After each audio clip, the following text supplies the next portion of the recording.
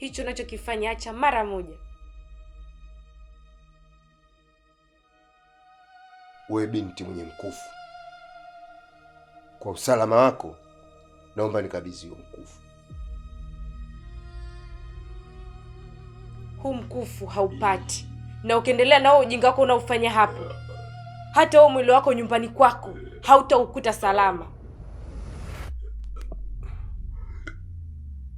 Wewe binti mdogo sana, huwezi kufanya lolote kwangu.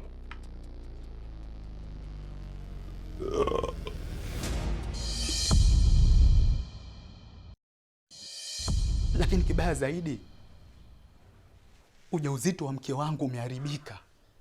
Alafu wewe mwenyewe kwa kinywa chako umesema kwa huo mkufu ndio chanzo cha ujauzito huu kuharibika.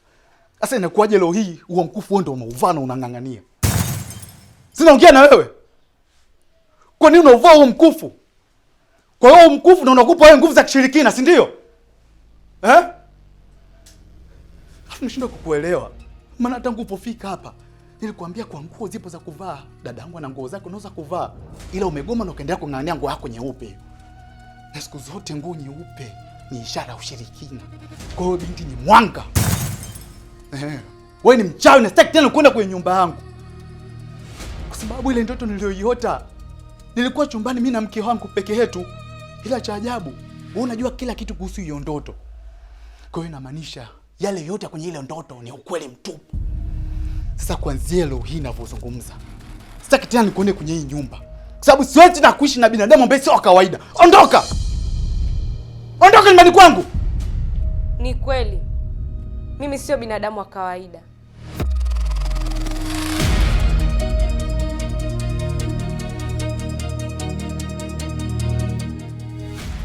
Kama wewe sio binadamu wa kawaida, kwa hiyo wewe ni nani?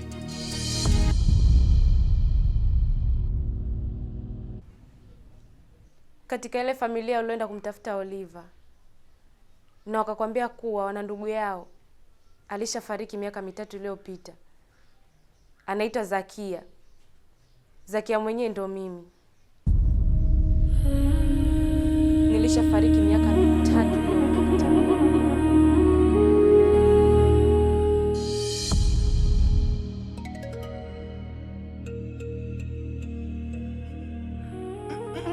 Wewe unaenda wapi? Toka.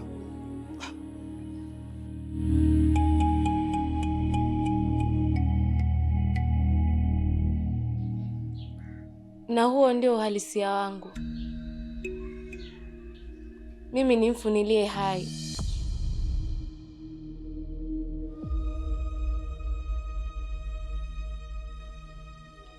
Na kuhusu ndoto, mimi nilikuwepo. Lakini nilikuja kumtoa huyo mtu ambaye alikufanya wewe wote.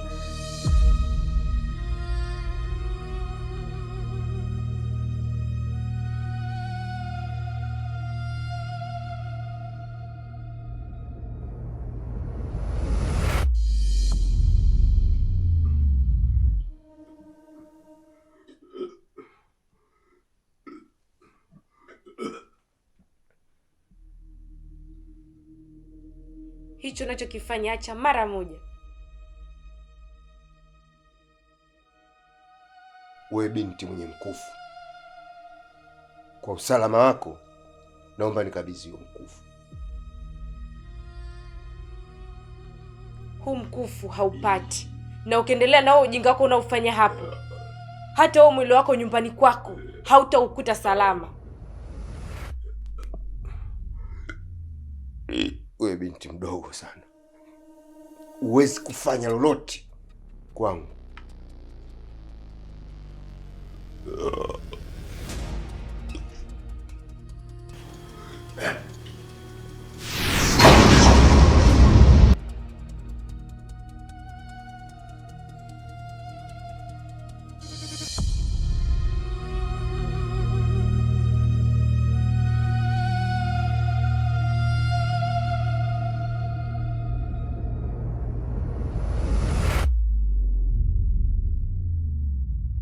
Sasa kama kweli wewe ni mfu uliye hai, umefuata nini tena hapa duniani? Sasa sikiliza, mimi sitaki kusikia chochote kutoka kwako na hao watu wako. Maana kama mpata ujasiri wa kuingia chumbani kwangu na kufuatilia mambo yangu, ni mambo mangapi kuhusu mimi ambayo ni mapazia siyafahamu mnayajua nyinyi. Sasa mimi sitaki kuwasikia tena, naomba muondoke kwenye maisha yangu. Toka hapa kwangu. Mimi siwezi kuondoka mpaka nikusaidie. Unisaidie nini? Mbona unakuwa king'ang'anizi, sitaki kuelewa. Wewe ondoka. Wewe Mwanga, toka nyumbani kwangu. Mimi siwezi kuondoka mpaka nikusaidie. Dhumuni langu lililoleta hapa niweze kulitimiza. Huna chochote cha kunisaidia. Ondoka nyumbani kwangu.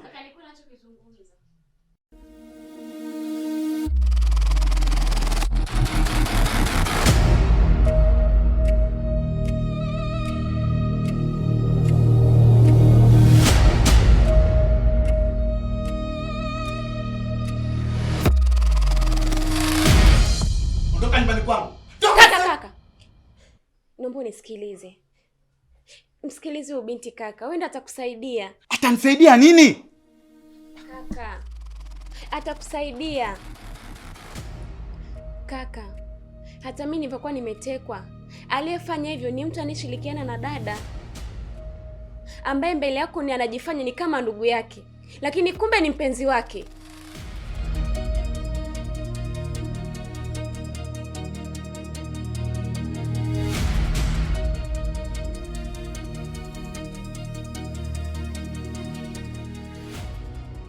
Mkeo na watu wake wanataka kukuua.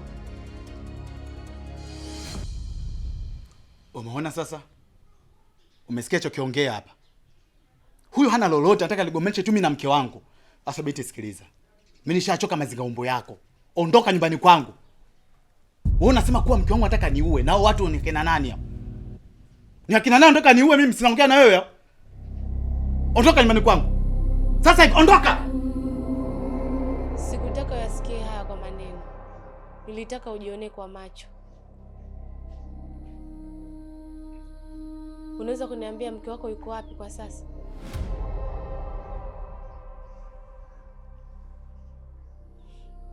Mpigie na umuulize ni wapi alipo.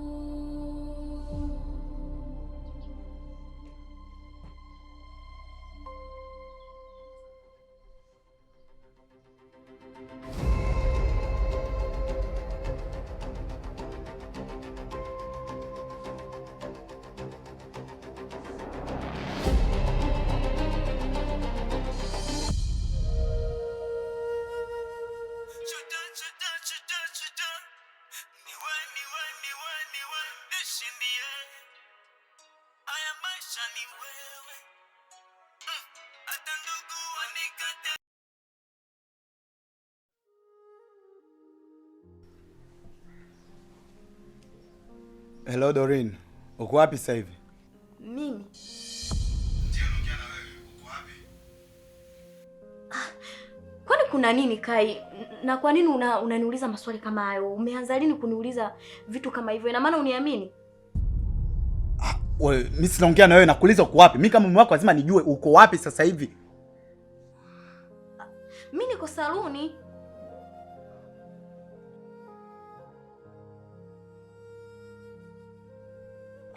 Halo? Doreen?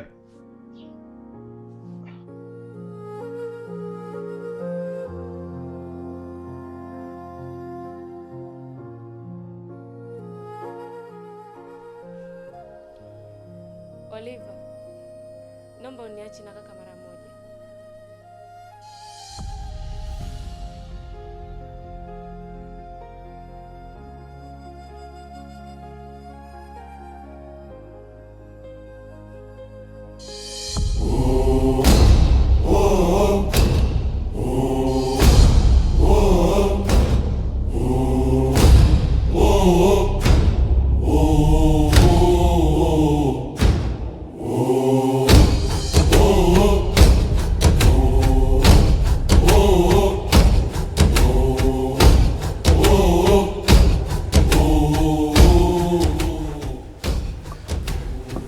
Usiogope. Na huo ndio uhalisia nilokuwa nao.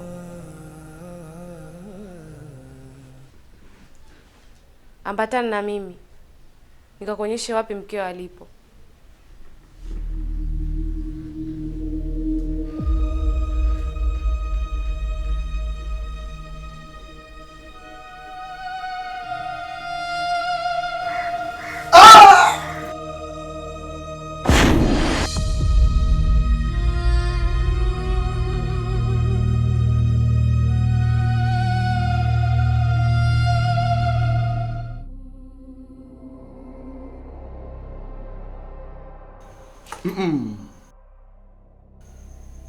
Usimguse. Unajua kitu gani cha msibu huyo?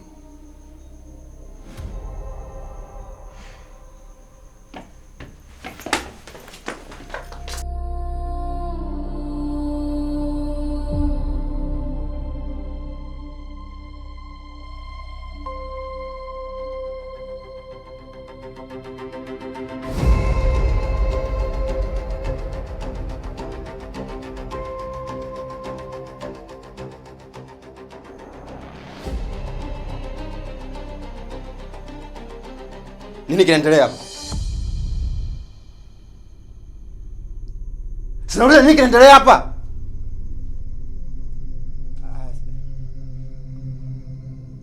Sisi hatujui, tumemkuta Penina hapo katika hali hii na pia milango yote ipo wazi. Inaonekana Trida na Mshabaha ndo wamehusika na tukio hili na wamekimbia.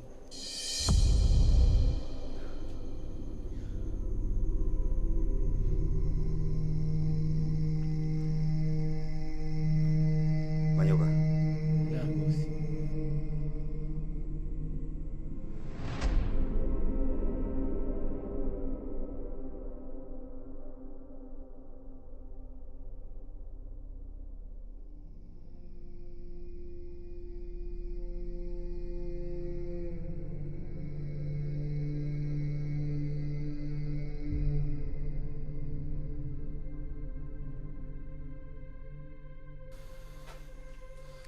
Bosi, bado anapumua lakini ni kwa shida sana. Sawa. Naomba huyu binti apeleke kwa daktari wetu haraka sana. Na hizi taarifa hatakiwi kujua mtu yoyote yule. Kimya, kimya. Alafu naomba Mshabaha na huyu mwanamke watafutwe haraka sana iwezekanavyo na wakamatwe waletwe hapa. Tumeelewana? Ndio mkuu. Igwe.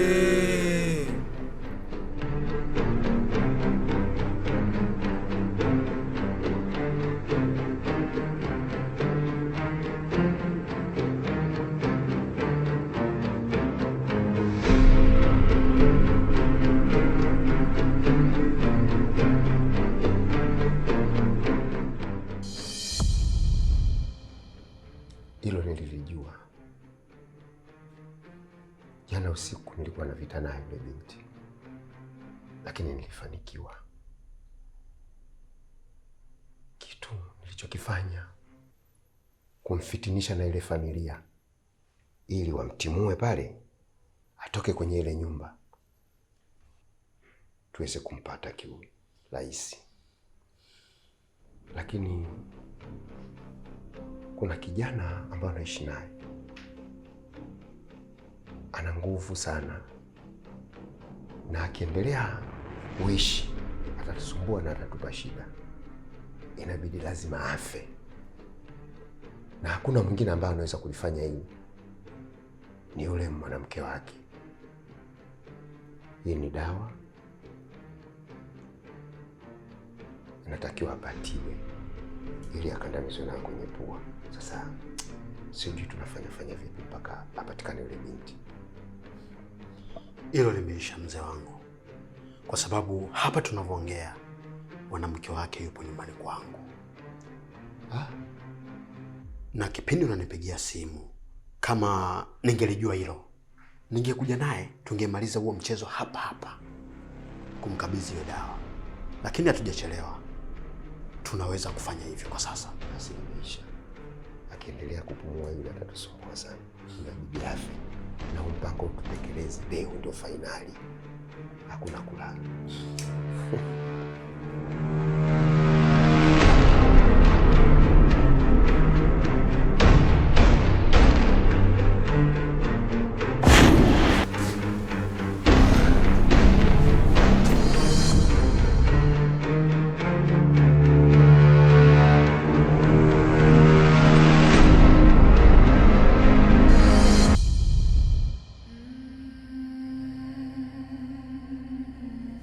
Hapa ndipo sehemu ambayo mkeo huwa anapanga mipango yake ya udhalimu juu yako.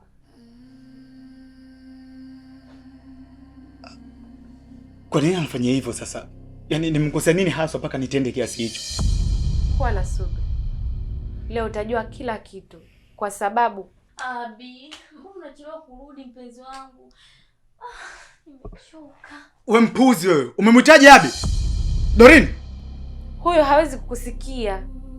Hawezi kunisikia kivipi sasa kata mtu mwana mwingine mpenzi wake? Mimi si ndo mume wake, napaswa nje mimi hivyo.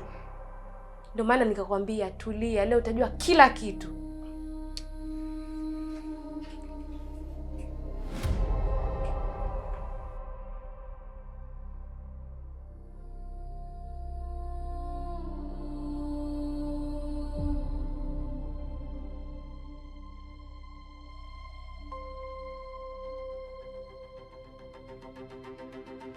Hali si shwari. Kuna nini tena mzee? Nahisi kuna harufu ya watu.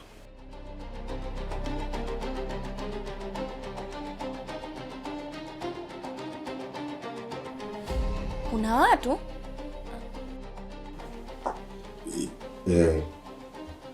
Lakini achane nao. Au ni waoga. Kama angekuwa anajiamini wangejitokeza.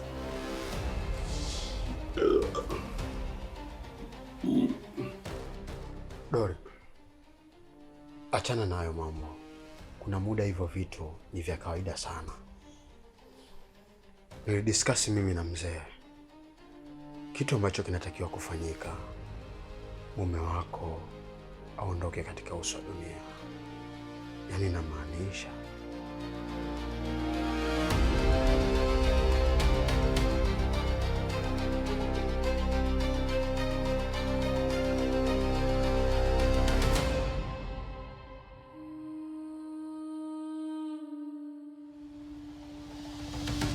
kumuua? Jamani, kwani hakuna namna nyingine ambayo tunaweza tukafanya bila kumuua jamani? njia ni moja tu. Ni hiyo ambayo nimekwambia. Umeona hichi kitambaa?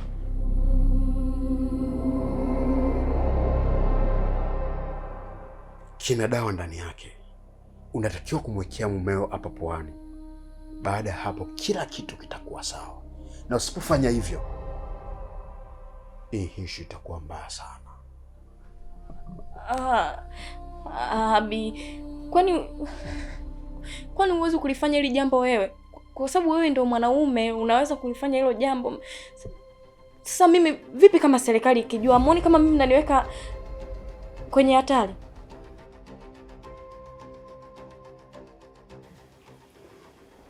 Endapo utakuwa makini na kukamilisha swala hili, hakuna mtu yote atagundua wala kufuatilia. Baada ya kukamilika mpango huu, wewe na mpenzi wako mtatoka kwenda kuishi nje ya nchi. Kwa makini ulitekeleze hiyo. Kinyume cha hapo, wote tutakuwa matatani katika hili.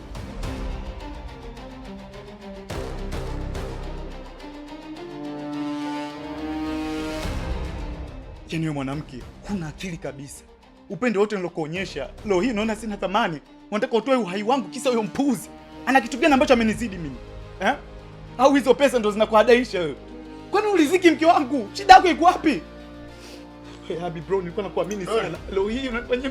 Kuna watu wanatufuatilia. Kuna watu. Kuna watu.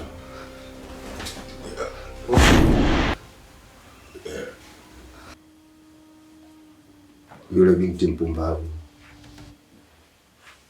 ametoka si muda mrefu hapa.